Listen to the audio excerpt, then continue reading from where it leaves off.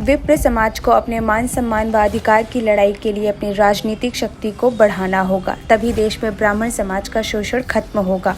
विप्र एकता मंच के विराट सम्मेलन में राष्ट्रीय अध्यक्ष मित्रेश चतुर्वेदी ने आह्वान करते हुए कहा कि देश में जातिवादिता की खाई लगातार बढ़ती जा रही है। अपने राजनीतिक लाभ के लिए सभी दल ब्राह्मणों का उपयोग तो करते हैं, लेकिन जो मान सम्मान व अधिकार मिलने चाहिए, हम उससे बहुत दूर हैं। उद्देश्य दरअसल आज महती आवश्यकता महसूस हो रही है ब्राह्मण समाज को संगठन को लेकर। उसके कई कारण हैं। पहला कारण ये है कि आज पूरे भारत की बात कर रहा हूँ, मैं उत्तर प्रदेश की बात नहीं कर रहा हूँ।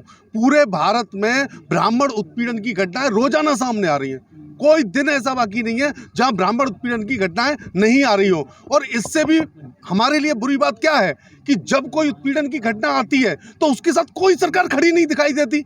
ब्राह्मण को अकेले लड़ना पड़ता है, और अगर वो नहीं लड़ता तो उसको न्याय नहीं मिलता। भाई ये बताइए, अगर हमको न्याय के लिए भी संघर्ष करना पड़ रहा है तो ऐसी स्थिति हमारी क्यों है? क्योंकि हम एकजुट होकर अपनी ताकत का एहसास नहीं करा पा रहे थे।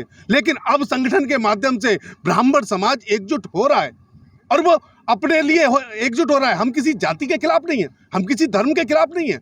हम सबको साथ लेकर चलने की बात पर आज भी विश्वास करते हैं, और हम चाहते हैं कि सनातन नहीं टूटे। सनातन को एक गुलदस्ता बनाकर हम लोग रखें, ब्राह्मण से लेकर वाल्मीकि तक सभी को साथ लेकर जैसे ब्राह्मण समाज चलता रहा है उसी तरीके से चले। लेकिन जब ब्राह्मण पर वार होगा तो आप समझ लीजिए ये ब्राह्मण पर वार नहीं है, ये सनातन पर वार है। सनातन को तोड़ने की साजिश है, ये निश्चित समझ लीजिए। और हम सरकार से मांग क्या कर रहे हैं? अब आप ये सोचिए, सरकार से मांग क्या कर रहे हैं? सरकार से हम कहते हैं कि आप ब्राह्मण कल्याण बोर्ड बना दीजिए। क्या गलत कहते हैं इसमें? और अगर आपने ईडब्ल्यूएस दिया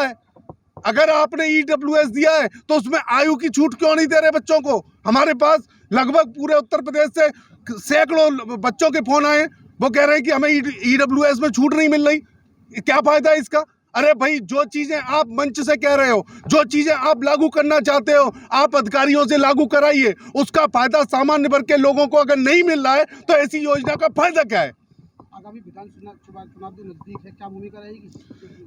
देखिए, ब्राह्मण समाज आज एकजुट हो रहा है, और उसका सीधा सा मतलब है वो किसी पार्टी के साथ नहीं है, किसी पार्टी के खिलाफ नहीं है। ब्राह्मण समाज की तो बहुत छोटी सी मांगे हैं। लोग कहते हैं हम मंदिर बना देंगे, कोई कहता है कि हम साहब आपकी परशुराम जी की मूर्ति लगा देंगे, कोई कहता है परशुराम का हॉस्पिटल बना देंगे। अरे भाई, आप समझते क्यों नहीं हो? हमको हॉस्पिटल की आवश्यकता नहीं है, हमको मंदिर की आवश्यकता नहीं है, हमको मूर्ति की आवश्यकता नहीं है। ब्राह्मण समाज सक्षम है ये सब काम करने में। हम अपने पैसे से मूर्ति लगवा सकते हैं, मंदिर बनवा सकते हैं, लेकिन जिस चीज की हम मांग कर रहे हैं, अरे भाई, न्याय देने की बात करिए। जहां ब्राह्मण उत्पीड़न की घटनाएं हैं वहां सरकार हमें खड़ी दिखाई देनी चाहिए। हम आपके साथ हो जाएंगे। आप देख रहे हैं सक्षम न्यूज इंडिया, सबसे पहले सबसे तेज।